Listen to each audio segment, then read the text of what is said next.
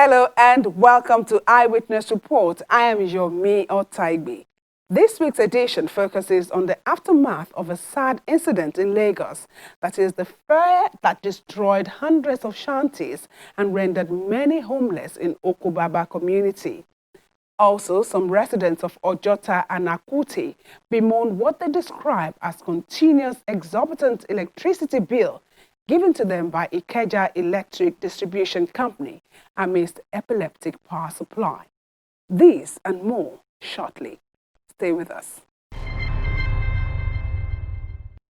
Residents of Ojota community in Lagos and Akute in Ogun State are worried that the Ikeja Electricity Distribution Company continues to pay deaf ears to their plight over exorbitant billing and poor electricity supply, despite several meetings with the company to address their frustrations.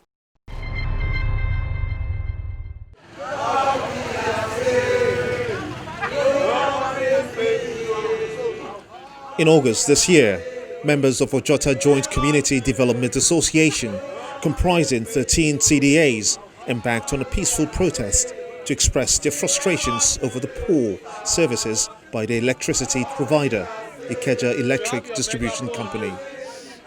Their complaints range from overbilling to lack of prepaid meters, which they claim is impacting their finance. They wonder how they arrived at the bills given to them without meters.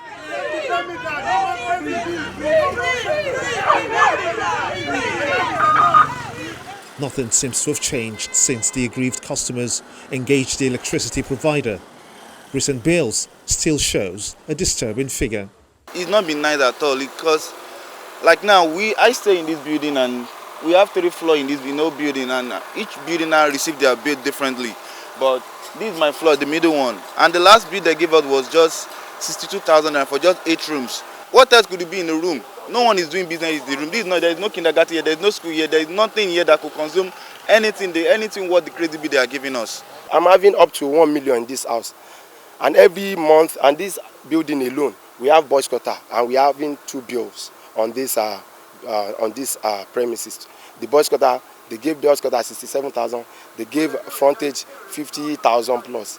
And the matter has been, the bill is outrageous. Everybody is complaining that we have gone to their undertaking office to complain, yet the billing is getting higher every day. If you should go to our transformer, there is supposed to be a maximum demand meter there that is going to measure the total energy we used on that transformer. Is not working. And even if that is working, I don't think they take reading there because it's not reading. So they just assume. The estimated bills is also having a toll on the people's livelihood. The house rent in Ojota is not as much as what we are paying for electricity in Ojota. Nobody is going to live in that kind of an environment now. When you look at how much is the national minimum wage?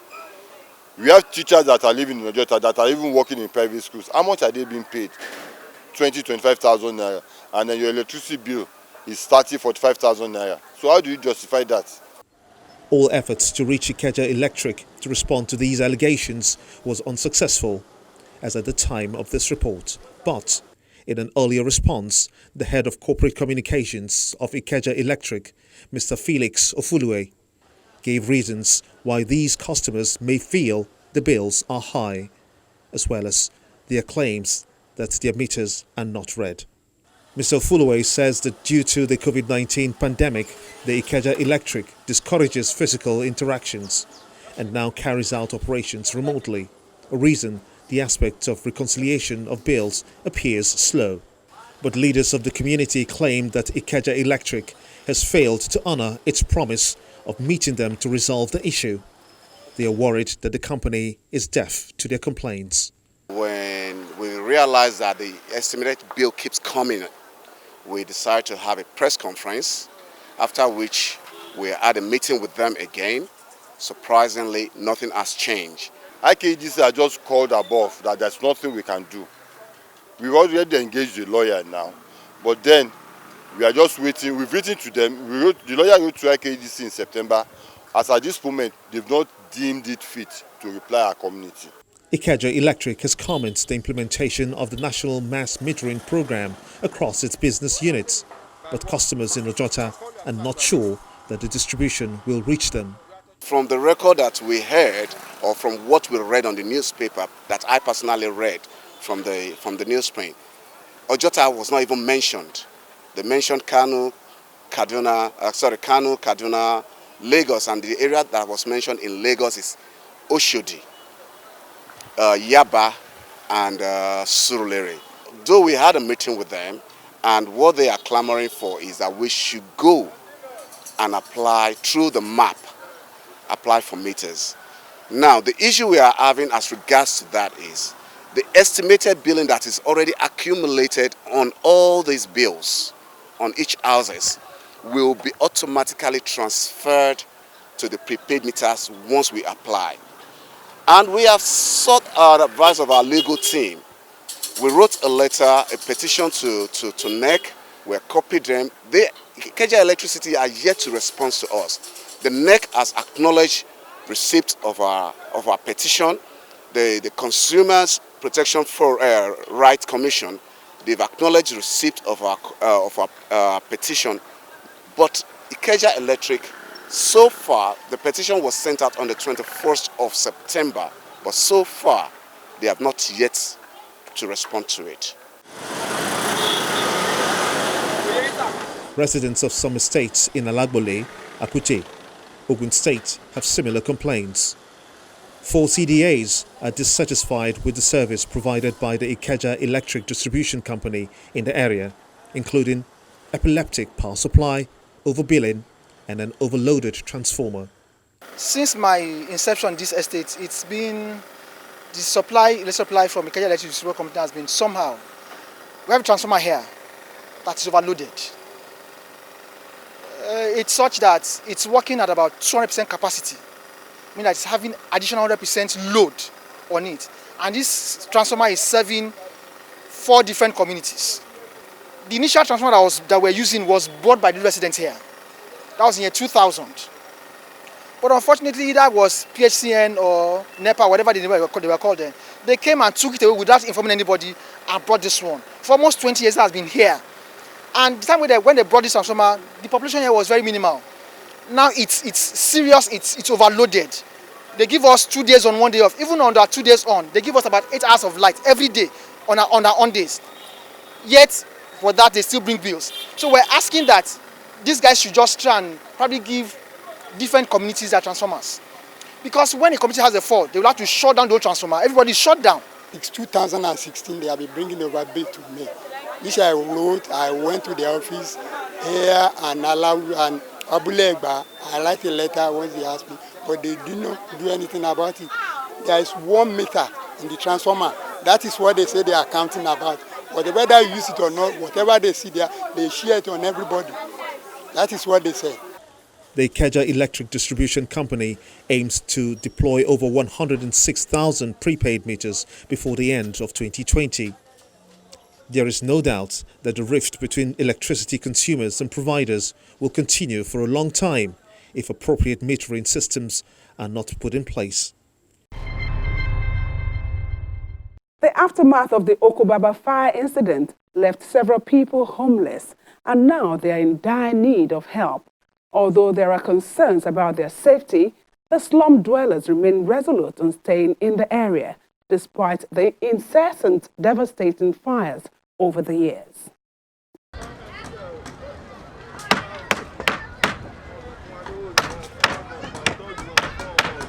Ibrahim Ayinde started out early enough as he begins the process of rebuilding his home.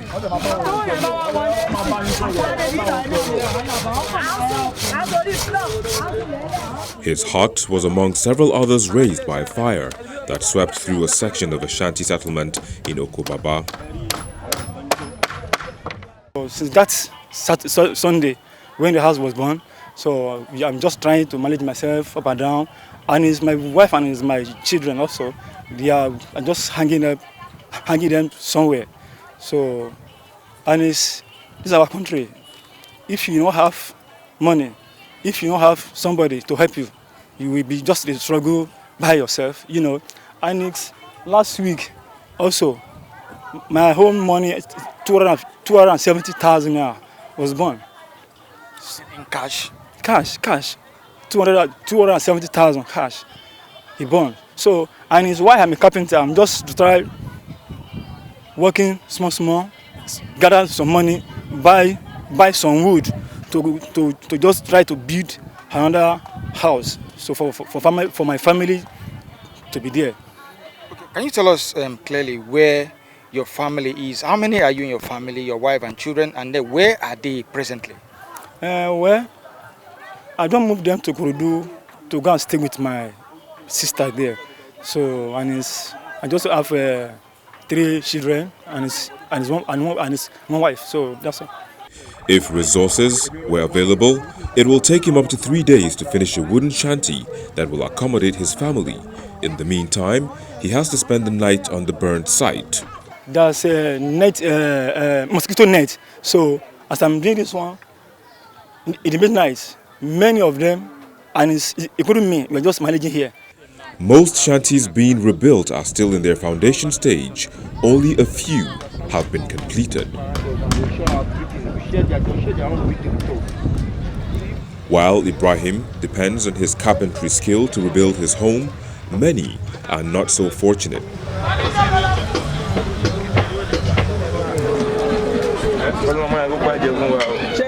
The Okubaba fire did not only affect shanties, a section of the sawmill was burnt as well. Ngozi Nwogu lost both his house and business in the inferno. It affected me well. I know how much I take build that place, but there's no way to build the shop again because I don't have any money. That's why I come to my brother's place to attach. When I build the shop there, I build small place to live. And to rent house outside na big money. And me at the plan, at least by God's grace next year, let me find small money go outside. This thing can't happen inside. I don't enter back to hardship again. That one from part to fire. I don't enter back again. I don't say, oh, I know how much my money will spend there. I said, the thing no get here to do again. Wait now, we're going to start afresh again. Last, but we as a... Despite his condition, he is determined to eke out an income from what is left of his business. He designs and sells wooden shoes and cooking utensils. People with the tongue garden, people with the paint. Many of them, they use all this thing, which is this thing we see for the whole African country. We know many countries where they do, and only in Nigeria they do, but to our government they put. If it's not some other countries where we say, where they put interest for what people they do manufacture, at least this kind of thing. Look, this one alas, this one I'm gonna go take the tongue garden. And for Nigeria now, for country now, we cannot wear shoe without all this kind of something. Will be shoe, will be last something. We don't tire for all this thing, but if we now have something to take government to put out for hand, make them put out for us. The actual cause of the fire could not be ascertained, but many have attributed it to power surge noticed shortly after electricity was restored. Houses and equipment burned to ashes. Similar incidents have occurred consecutively in the last 5 years, and one wonders why these residents continue to risk staying here.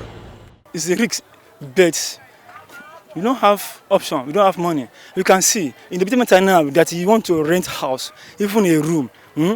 So you will have 120,000, 150,000. One room now, I'm saying, talk less that I'm a family man that I want to introduce self-contained. So and it's self-contained now, you can ask, it's 400,000, 300,000 per year. A little job when we are doing, just imagine our children is going to school. So and it's not every day we are receiving job. You can stay 2 weeks to work anything, and it's the one way you don't have done. So from there you will be taking out of the money eat. Majority of residents in the shanties work in the sawmill, a lucrative business that deals in every aspect of wood merchandise, rolling, chopping, buying, as well as selling. This sawmill is the largest sawmill in Africa. This type of sawmill, we can just get this type of sawmill only in India. Formerly, around 1990, the Chinese are coming to this area and come and board the woods. If you see China, that 1990 I'm talking about, You can see that they bring a big motor and buy a quality bako. But come see today, they just left this side as a side that they did not know that it's an essential area. Let's wait and see. Now, this place, since more than 1980 during Shagari, in Coast Street, that is where water day. It is all these thunders that poor people are using to generate the land for this main local government. But come see today, the government is about them there. In every country in Africa, they have a bute. If they destroy a bute in this mainland has to lose the major sectors of their income. The slum is also deficient of basic infrastructure and amenities. The absence of good road, a waste system, and potable water are major concerns. The community depends on this borehole, provided by an individual for commercial purpose.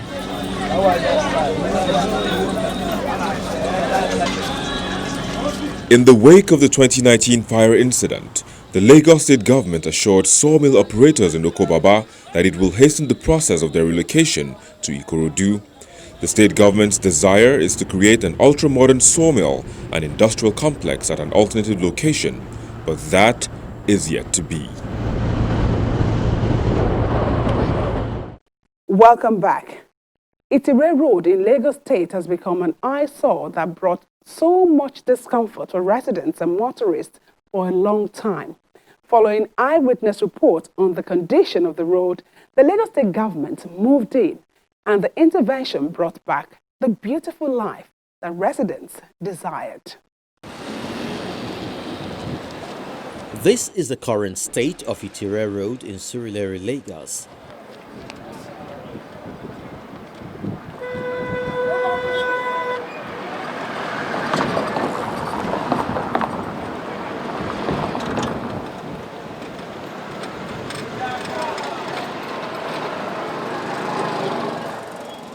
Driving has become very smooth and easy, unlike our previous visits.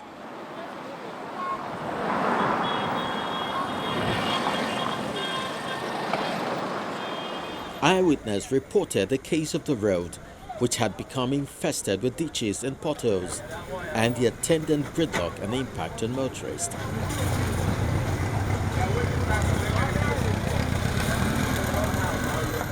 We are begging the Lagos State government to come and help us so that they can repair this road for us. A lot of people are suffering every day by day.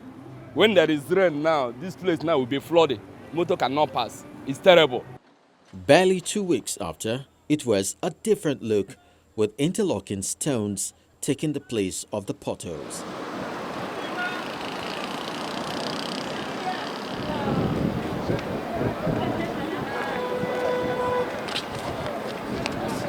Right now, for the residents and the road users, the story has changed. A few of them share their experience with us. I used to drive from all the way from my house at Aguda, from this area and all. The road used to be very, very messy and used to be very, very like a ditch. So cars could actually spoil here, and the rest of them they could just. And some area boys to be on this other side. They collect money from us to get our cars up, and the rest of them. So, but right now is a very good progress. So it's good. We suffered a lot. You see, my church is just down here, very close here.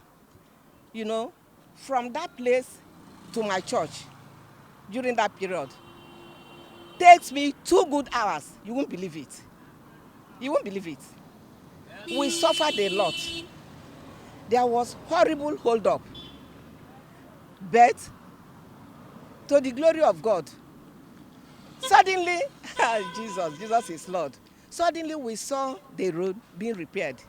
As I was coming, we drove as if I was driving in Ibadan Express Road, you know, the good express road. And it didn't take me up to 10 minutes. Within 10 minutes, I was there. I was in the church. I don't know where to start. What I will tell the government is that we all, not even me, the whole Lagos State, we appreciate. I'm ever happy we are happy. So if you enter Ojeda, about under 10 minutes, you reach your destination. The Special Advisor Works and Infrastructure to the Lagos State Government would want the people to own the project and protect the efforts of the government. Itirelancing is a road that was done in 1999 into 2000. So 20 years ago, 20 years ago, there was nothing absolutely wrong with that road. What you see there is the abuse that infrastructure has been subjected to. And so that's why the pain, it builds us as residents, as citizens of this state, because the government spends money, enormous money on this. And the money that we should use trying to open up new areas, by those abuse that is taking place with those infrastructure, we end up going back to rehabilitate what we have done behind and left if people are ready to take ownership, if people taking ownership of them. So Itirelancing Road is one of them. And what's the problem? By the Total petrol station, you find a lot of the drains are totally blocked. The outfall there is also totally blocked. So, and we told ourselves we will not do any road that the outfalls are bad. So first of all, address the outfalls and come fix the road. And so what we did was, the Itirelancing Road is bad in 3 areas. We fixed the first part, that's a large stretch of it. We fixed it as I speak. As I speak with you, you can go there, you can Google it, you will see them. You ask, why did we do semi-rigid pavement? So long as people will not change their habits, it's better for us to use semi-rigid pavements, interlocking stone, so that in the event that there is flooding, that they block the drains once again, you can be sure that the roads will last you longer. And we cannot, it's not sustainable, we can't continue like this. And so the Office of Civic Engagement is beginning to start a program sensitizing the residents and the citizenry of the need to take ownership, of the need to not to abuse this infrastructure when they provide them. With the Surulere Road project settled, we can now safely and smoothly drive our focus to other areas where projects are in progress.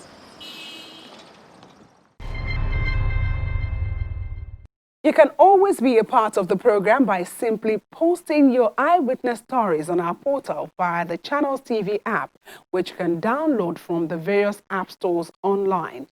Launch the app to reveal the eyewitness menu, upload your shorts and a bit of information that will help us get across to you. It's that simple. Now, let's see what you already uploaded for the week. Our first shot is from Imo State. Our eyewitness reporter captures food items shortly before they were distributed as relief materials to victims of flood disaster in Oguta and Egbema communities. Houses, farmlands and other properties were destroyed by flood in October.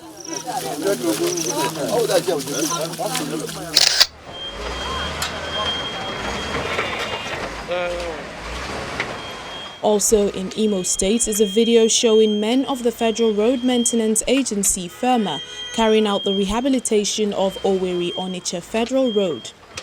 The recent move is in response to an eyewitness video showing the deplorable state of the road.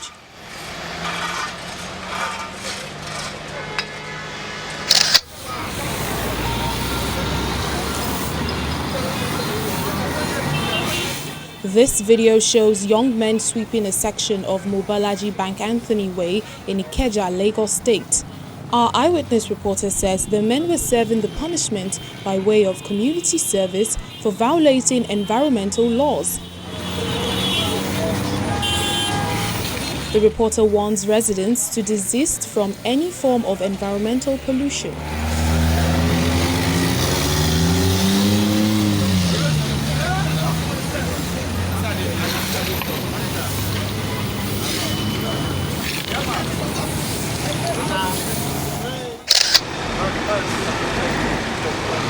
Still in Lagos is another video, an inner road in Ijegun. Eyewitness reporter driving on the road say it's hectic.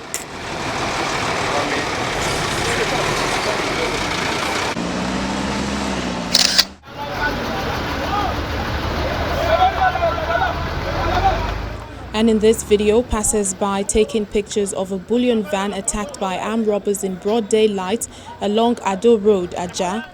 The sender reports that millions of naira were carted away by the thieves.